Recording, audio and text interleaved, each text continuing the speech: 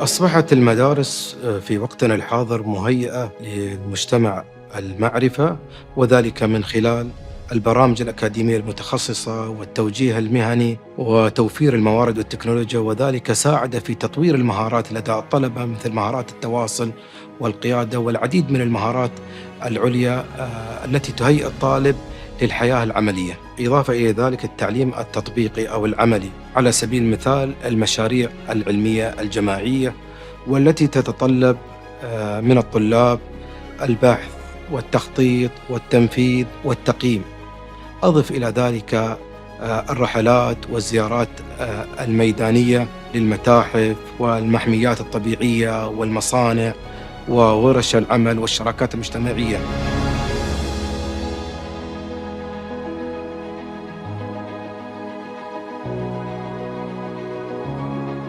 في 2018 كان عندنا تجربة مختلفة نوعاً ما. كنا نحاول أن نعلم الأطفال عن مخاطر الإنترنت بطريقة مختلفة ومبتكرة عن طريق اللعب، وكان جزء من البرنامج أن يكون في البرمجة الإلكترونية، ومجموعة من الأطفال كان لهم دور أنهم يبرمجون لعبة إلكترونية فيديو جيم من عمر 7 سنوات إلى 12 سنة.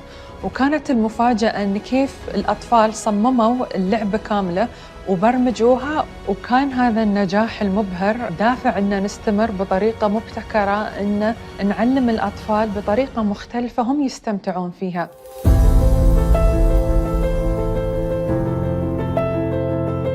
يمكن اعتبار المتحف بمثابة مدرسة للعين والأنظار، وهذا شيء مهم في اللوفر أبوظبي. ولتحفيز الأطفال وتشجيع مشاركتهم وانخراطهم في التجربة، تعتمد المحطات التفاعلية بشكل أساسي على تقنيات التلعيب أو ما يعرف بجيميفيكيشن، حيث صممت كل التفاعلات على شكل ألعاب أو تحديات بصرية تحفز الأطفال إلى التمعن بدقة في الأعمال الفنية المعروضة واكتشافها عن قرب، للعثور على أجوبة تمكنهم من حل الألغاز والألعاب المقترحة والاستمرار في اللعبة. You know, these young minds are genuine problem solvers. They will think of solutions that we haven't even considered. Every child has a gift. Every child has a talent. Every child has something really special to them. They've also got these areas of vulnerability. They've also got these areas of opportunity that schools should enhance and support them with. And that's where the relationship between us and parents is really important, because when we look at those opportunities and we work together, we fill those gaps and make them stronger. What we've got to give our children is a platform to use their knowledge to create change.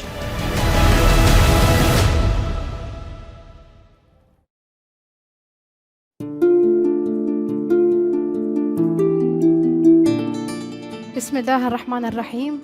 سيدي سمو الشيخ حامد بن زايد آل نهيان، سمو الشيوخ، أصحاب المعالي والسعادة، الضيوف الكرام، السلام عليكم ورحمة الله وبركاته. اسمحوا لي بالبداية بالتعريف عن نفسي. أختكم مريم عمران الحلامي، مستشار في دائرة التعليم والمعرفة بأبوظبي، والقائم على شؤون التعليم المبكر في الدائرة. طالبة دكتوراه في جامعة باث البريطانية، أعمل على بحث معني بفهم الرحلة التعليمية وتحدياتها للطلاب ذوي الدخل المحدود. حاصلة على ماجستير في فلسفة وسياسة التعليم، وماجستير في القيادة التربوية من جامعة كلية لندن في المملكة البريطانية. يشرفني اليوم أن أتولى مهمة إدارة هذا الحوار الذي يتمحور حول إعادة التصور في التعليم في مرحلة الطفولة المبكرة، وهي المرحلة الأكثر أهمية في تكوين الطفل. ستتناول المحاضرة اليوم مناقشة أهمية التعلم من خلال اللعب والتعلم التطبيقي لإثراء التجربة التعليمية مما يلائم احتياجات الطفل واهتماماته في هذه المرحلة. نستضيف اليوم الخبير العالمي في مجال الطفولة المبكرة بروفيسور جراوس. يركز البروفيسور في عمله على دور اللعب في جميع المراحل التعليمية منذ الولادة وحتى سن 99 سنة، والنظر إلى كيفية جعل الأنظمة التعليمية أكثر إبداعاً لتواكب اهتمامات وتطلعات المتعلمين. ألفت عنايتكم الكريمة إلى أن المحاضرة ستكون باللغة الإنجليزية وبإمكانكم استخدام السماعات لمتابعة الترجمة الفورية. واسمحوا لي الآن بأن أتحدث باللغة الإنجليزية. Your Highnesses, Excellencies, ladies and gentlemen, it brings me great honor to introduce a pioneer in the field of early education, Professor Geir Graus, OBE, who brings his deep knowledge in early childhood to put play at the center of learning. The lecture today will focus on the important role that play and experience have in transforming the learning experience of learners. Professor Geir Graus is the first Global Director of Education at Kidzania and the founding CEO of the Children's University. And now we welcome Professor Geir Graus to start the lecture. Thank you so much. Your Highnesses, Your Excellencies, ladies and gentlemen, firstly, it's an absolute privilege to be here today. Thank you so much for the invitation. Secondly, a slight apology. I carry with me a good old-fashioned British cold, so if my voice sounds a little bit croaky, that's why. I've come to talk a little bit about children today, really, because I think when we talk about education and schooling, we very often talk about the system, the building, the test, the league table. I was talking to Andrea Schleicher the other day, the education director of OECD, who talks a lot about PISA league tables. But I'd like to think about children, and particularly the early years of childhood. And actually, maybe not just the early years of childhood, because one of the things that we do with our children is we put them in boxes, don't we? We put them in jars. They are little, and then they're not so little, and then they're a little bit older, and then they go to university. And we pass the parcel a little bit. So I'd like to think 0 to 99, but let's have a little focus on the 0 and the first few years, because when you built that beautiful mosque next door, one of the reasons it's beautiful is because the foundations were strong. And one of the reasons trees grow tall is because the roots have a chance to set. So when we talk about the growing and the education of children, we need to think about the foundations and how we can make them as good as possible.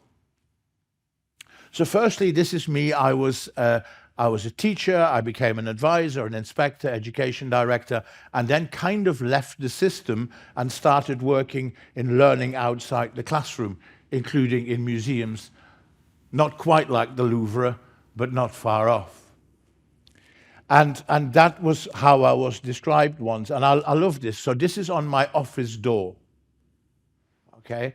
And I think it's really important, our office doors, and one of the things I'd like you to think about when today is over is what's on your door.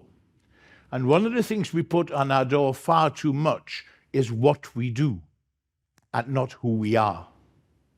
And perhaps when it comes to children, we need to ask the question, who would you like to be?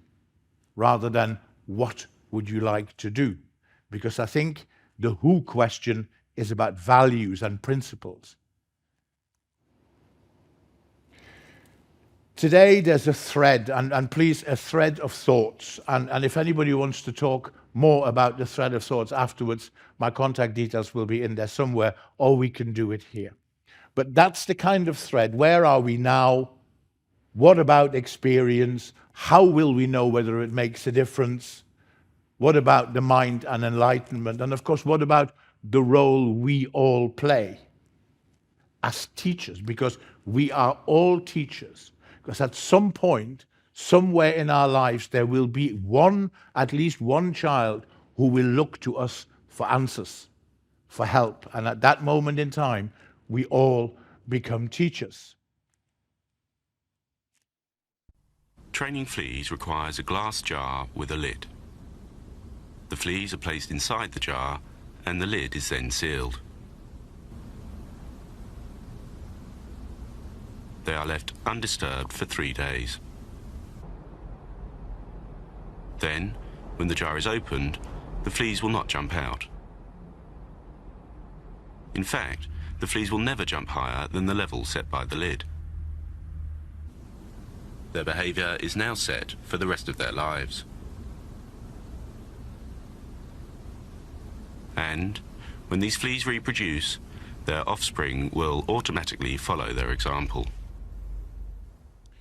Our young people will become and will only grow within the parameters that we set. Boys, girls, rich, poor, from different countries, different parts of society. And we need to think that through, because we talk about aspirations, and children can only be aspirant if we enable them to be aspirant. And we have behind us a sign of aspiration. We want our next generation to build, if you wish, bigger, better mosques, because that is what being aspirant is. But at the moment we live the definition of insanity, because as you know, when you go to school and you're not good at something, you're being asked to do the same thing over and over again, in the belief that it will make a difference. Perhaps we need to think differently. We need to stop passing the parcel. The children are not parcels that are passed from early years to primary school, to secondary school, to post-16, to universities. They are people that grow through and then into the world of work, and they become, as members of society and as members of economies, they become valuable if we allow them to grow rather than pass them from one to the next. Our children are more than a test score. We need to get to know our children much better than we do now. They are more than just the number. Ask our children about purpose. If children, if anybody for that matter, has passion and belief and purpose, they will perform, they will achieve. But we need to answer the question, why do you go to school? I travel all over the world. I've worked across 63 countries now, I think. And wherever I go, I will go to the children and say, why do you go to school? And the answer in about 80% of the cases is, because I have to. It's not that good an answer, really, is it? We'd like to think that more purpose lives behind that. And that's what we have to work at, because then they will become qualified, highly qualified learners. I want to play a little game with you now, just for a couple of minutes, in your minds. I'm going to give you words, and I'd like you to have every time two pictures in your head. One from 1920 and one from 2020. So let's start with car. So think car, 1920, car, 2020. Okay, got it? Aeroplane. 1920, I'm not flying in that one. 2020, yes please. Hospital operating theatre. 1920, 2020. Classroom. 1920, 2020. And yes, they're still sitting facing the front. They're still putting their hands up. They still turn up at certain times of the day. They still sit within four walls. And, oh yes, the blackboard has become white. So we've moved on in our society tremendously in all that time, but we educate our children in the same way. The education of the first industrial revolution. Mass production required mass schooling so that economically we would meet those needs. We are now in the age, the Industrial Revolution 5.0, we are in the age of personalization and entrepreneurship, but we haven't moved how we educate and school our children. And at some point, that is going to present us with a problem as societies and as economies. We need to think about who we are and who our children are. Now, I'm from the Netherlands, so that particularly resonates with me. If I give children in the Netherlands a piece of paper and a pencil, and I ask them to draw the horizon, I guarantee you that they will draw a straight line. because that almost signifies who they are. And within this globalization that we're involved in at the moment, we still need to recognize that we exist regionally, that we exist nationally, and that therefore our identities are shaped. And within that, we are shaped as individuals. We need to get to know who our children are. And then we need to measure what we value. My constant discussions with OECD that say, well, if the world is changing, can we stop measuring like we measured in the 1950s? And can we start to look at measuring confidence? Because I'll come to that in a minute. Because confident children, children who are confident enough to go to museums and art galleries, will become better, more confident learners. Bring me a confident learner and I'll give you the best of grades possible. I'm one of the few female pilots. I've been to America, Spain, and I love every minute of it. Air traffic control has cleared us for takeoff. Okay, let's go. People, property, and postcodes. I call it the 3 Ps. Hello, Mrs. Smith. How can I help you? I have won lots of awards. When I was a school child, I was directing my school play. It's not a job, it's a calling. A Romeo. A Romeo. They see surgery as an art form.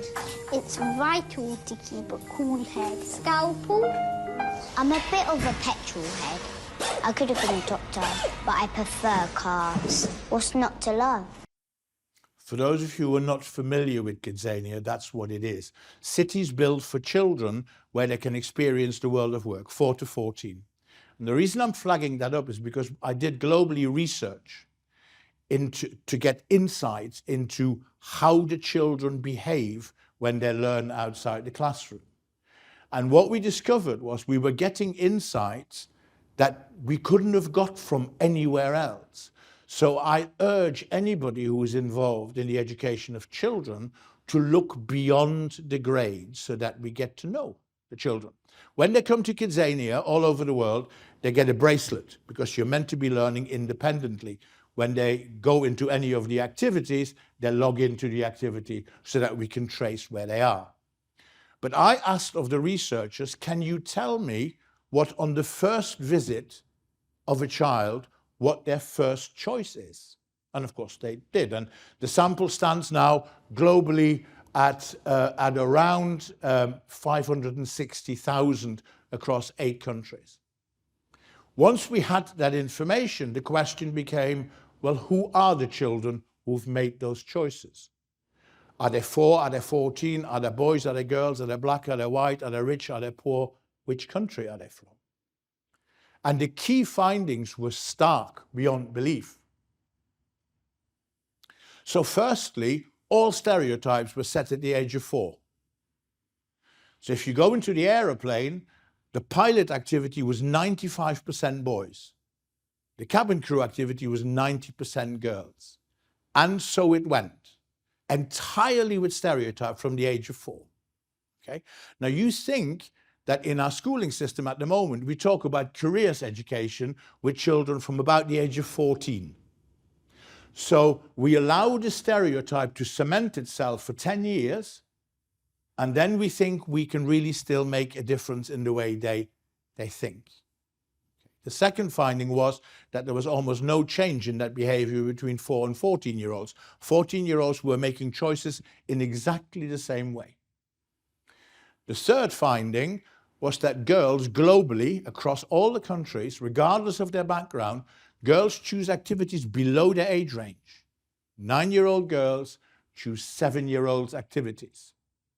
9-year-old boys choose 9 or 10-year-old activities.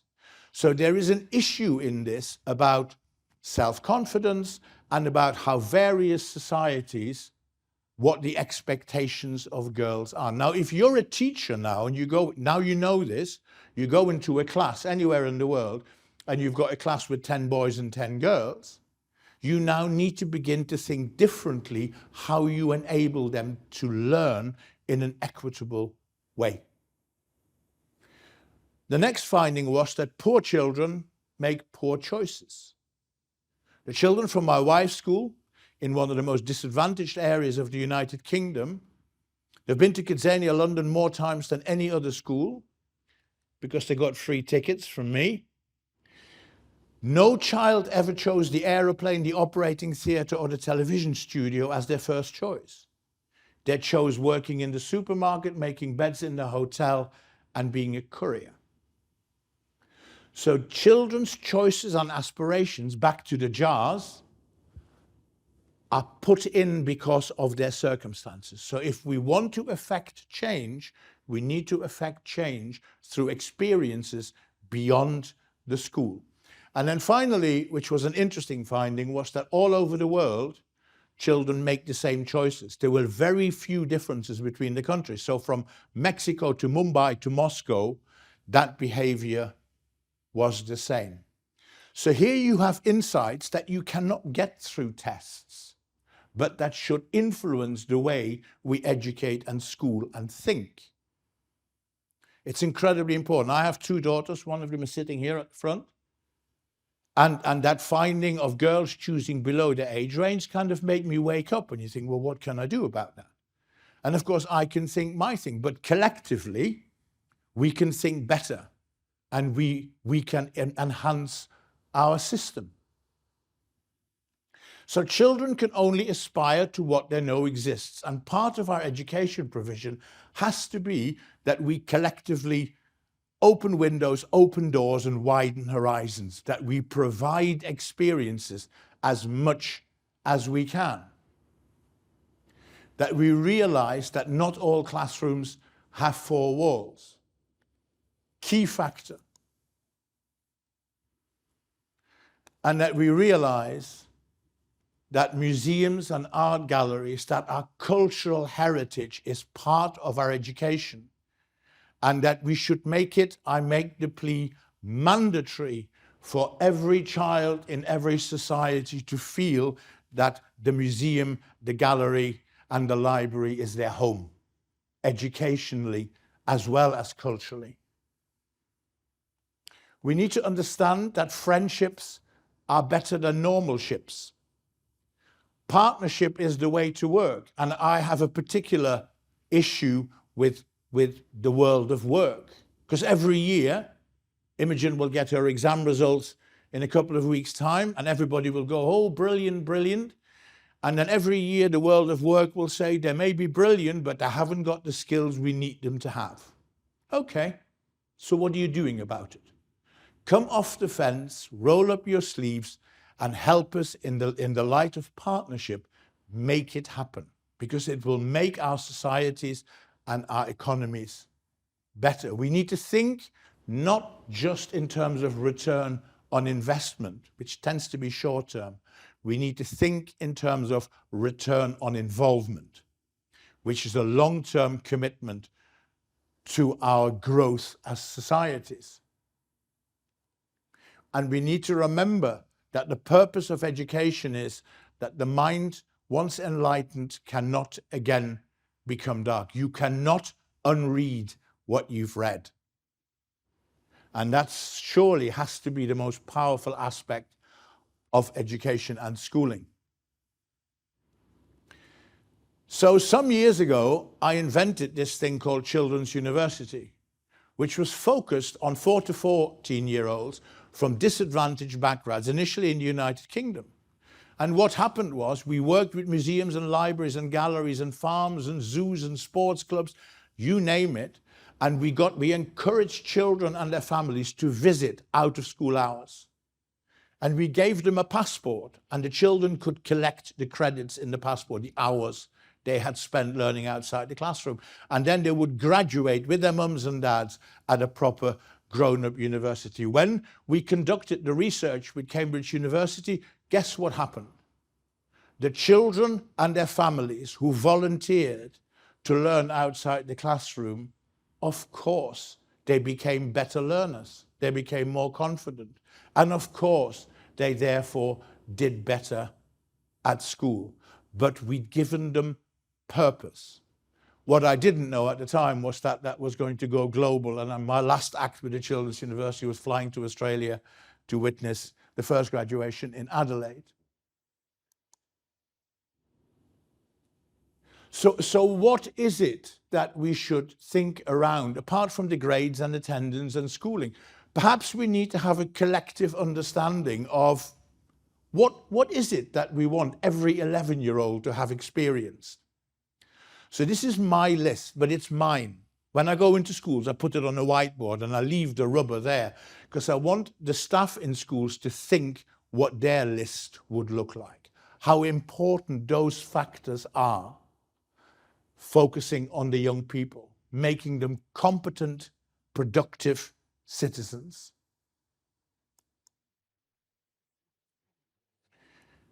And then it comes to us. It comes to role models. Every child looks to someone. Every child wants to be someone. I wanted to be my German teacher, so I became a German teacher because I loved him and he cared for me, and I wanted to be my granddad. Those two people influenced me. When I talk to Imogen, she also talks about her teachers. When I talk to others, they talk about their uncles, they talk about their neighbors, they talk about the people they play sports with. And sometimes what we don't realize is how important as adults we are and how serious we need to take the responsibility of being role models. When my eldest daughter, Anna, was 4 years old, in her first 4 years of life, I was everything. Daddy, daddy, daddy, daddy, daddy. Daddy this, daddy that. And then she went to little school and she came back. And all of a sudden she said, Mrs. Poole, Mrs. Poole, Mrs. Poole. And I'm going, who is this Mrs. Poole? Slightly jealous. But she was influenced and touched by other people. We do this all the time, but we're not necessarily aware of it. How good would it be if every single one of us knocks on the school door and says, can I come and give something? Can I be one of your co-educators? Because without us, it isn't going to work.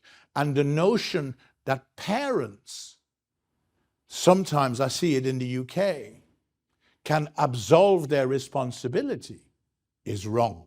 Parents are the most important co-educators a child has, and parents must work with schools together for the benefit of their children. I think schools should set family homework so that everybody has to learn together. Try it. It can be quite good fun, as long as it isn't mathematics or science in my case, because I run a mile. We as adults need to remember that wonderful quote from The Little Prince.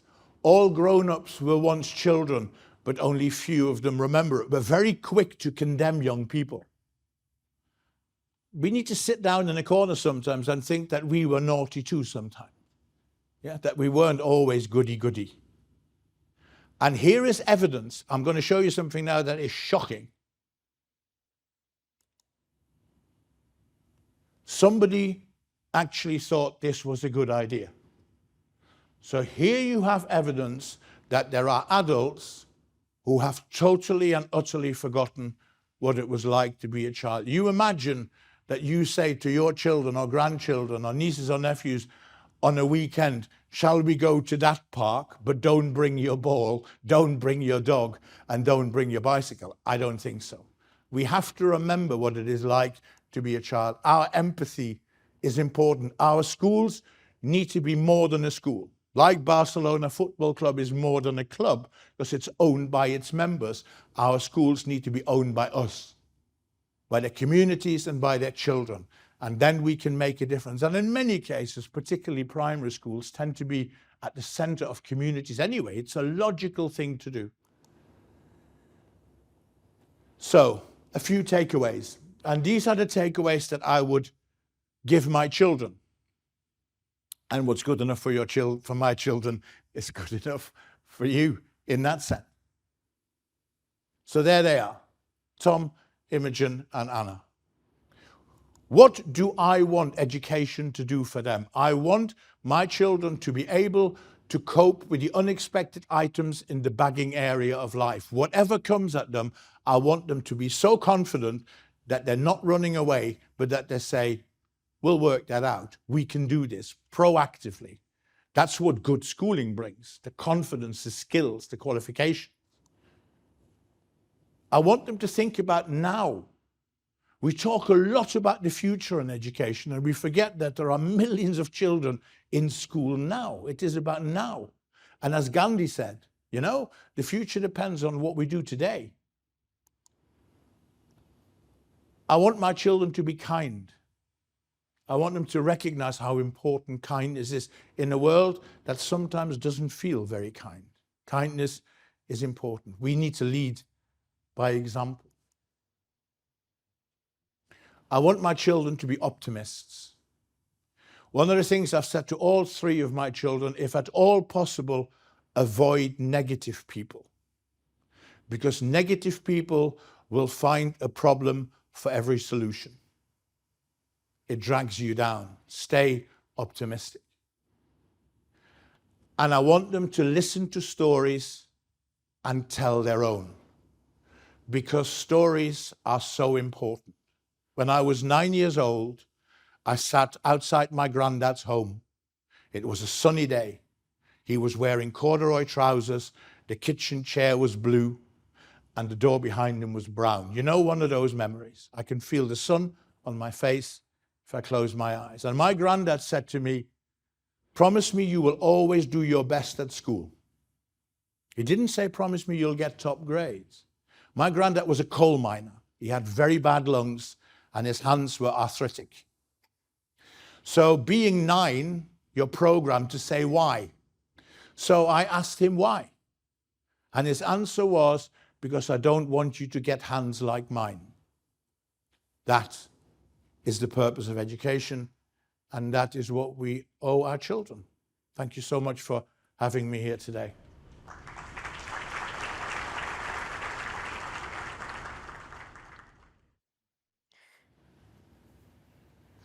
Thank you, Professor. I would like now to begin with the question and answer session. We will start with the first question. Can all learning needs take place through play and experience? Yes. Next question? No, I'll expand. It is about purpose. Yeah. So why is experience so important? Because it, in our minds and in our hearts, it explains why we do things. It gives value. So two things, two very simple, brief examples. When I was at school, I had a mathematics teacher. I can see him to this day. Meneer Jongstra, I grew up in the Netherlands. And I remember the lesson when he said, if A is 2 and B is 3, what is C? And I remember thinking, I have no idea what that man's talking about. And I have no idea why I would be interested in listening to him. It made no sense. But I grew up very close to the German and Belgian border in the days before the Euro. And every Saturday for my grandparents, I went shopping for them. So I cycled into Belgium, and then I bought whatever they wanted, and then in the afternoon I cycled into Germany, whatever they wanted. And I had to convert the guilders into German marks and into Belgian francs. That was an experience. My maths became good, not because of the algebra teacher, but because my grandparents bought me a bicycle and got the shopping to do. And it's a very simple example. But experience gives purpose and understanding. And when we have that, we are capable of learning. What insight does your experience of establishing the Children University provide to educational systems? That there is a link, there were many, but that there is a link between families learning, visiting our cultural heritage, and the confidence that children gain and then go into school and express that. And that link is particularly pertinent for the more disadvantaged children who normally would not get that opportunity, which is why at the time the government in the UK actually gave us money to make those things happen. But it is such an important thing. And linked to that, The graduations at universities, bearing in mind that this was predominantly for children from very disadvantaged backgrounds, the graduations at universities for those children and those parents became aspects of social mobility. Those parents had never been inside a university. Those children did not know what one was. They did then. So it helped them step up. So when experiencing Kidzania as a parent in Abuظbي, I noticed how the play experience were very contextualized. There was an ADNOC petrol station, there was a Majid magazine studio. Does context and culture matter in play? Totally. I have a very interesting example of this. So we did, when we opened in London, we did extensive research and we interviewed, I have no idea how many children, but many, many, many children. And one of the questions we asked them was, what are your favorite activities? And I was expecting a list, yeah, A, B, C, D. The answer we very surprisingly got was branded activities, i.e. sponsored activities. And I remember sitting down with a group of youngsters, about 8-year-olds, and say, I don't understand your answer. What do you mean by that? And the answer we got was, well, the aeroplane in London is British Airways. That's real. Kidzania Airways is not real. The newspaper in London is The Times. That's real. Kidzania newspaper is not real. So the conclusion I reached was that our children are far cleverer than we give them credit for. So the reality factor is absolutely key. What is your advice to educators who need to balance children outcomes with providing opportunities for experience and play-based learning? My advice is don't balance. I don't know why you would have to balance. They are integrated. They're part and parcel of the same thing. It's like the link between being taught in school and learning outside school. It's a connect. It's connect, extend, challenge. When I worked at Kidzania, I got so bored of this question, ladies and gentlemen, that I was asked on a daily basis, Kidzania, is it fun or is it education? And my answer always was, why can't it be both at the same time? What's the matter with you people? Why are you asking that question? And I think that's the answer, isn't it? So experiential learning is not something that we do on Friday afternoon or Monday morning. It's there all the time. And teach us 2 bits of advice. One is, if you're teaching children abstract concepts, the next 2 words need to be for example. Because what you then do through the story, you make learning visible. The minute you make learning visible, you're there. I think that's the key example. Thank you again, Professor, for your insightful participation. Play is critical in early learning, and as students progress through primary, secondary, and beyond, creativity and trust often declines, affecting transition into university and the workforce. We should collectively remember to preserve creativity within our systems and let learners' curiosity and the 1,000 questions children ask continue into adulthood. في الختام، تناولت محاضرة اليوم أهمية التعلم باللعب والتعلم من خلال التجربة في إثراء العملية التعليمية للطفل، وأهمية معرفة أطفالنا كي نقدم لهم منهج دراسي أنسب. نشكر البروفيسور على إثرائنا بالمعلومات القيمة وحضوركم الكريم على حسن استماعكم. والآن أود أن أدعو سيدي سمو الشيخ حامد بن زايد آل نهيان والمشاركين في الفيديو التقديمي للصعود على المنصة لأخذ صورة جماعية. والسلام عليكم ورحمة الله وبركاته.